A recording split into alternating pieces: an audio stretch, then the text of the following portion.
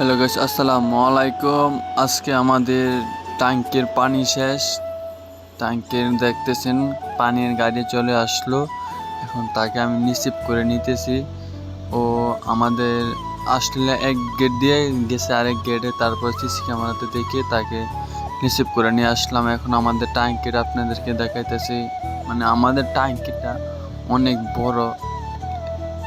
পানি বললে 1-2 মাস চলে যায়। এখানে আমরা 3 জন থাকি, বেশি একটা পানি খরচ হয় না, তো অনেক দিন চলে যায়। দেখেন আমাদের ট্যাঙ্কির ভিতরে কি পানি, মানে মোটামুটি আছে। তো আমরা ঈদের বদ্ধ দিয়ে দিবি, তাই পানিটা আগে নিয়ে ফেলতেছি, তারপরে তো আর পানি নিতে পারবো না। তাই ভাবলাম থাকতে থাকতে কিছু পানি নিয়ে যাই। তারপরে আজকে 170 টাকার পানি ভরছি গাইস, সৌদি টাকায়।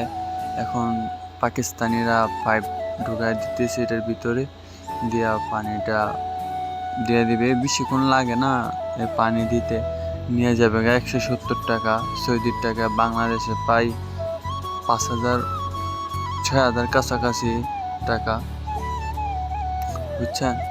দেন 3টা পাইপ দিয়েছে, বক বগায়া পানি।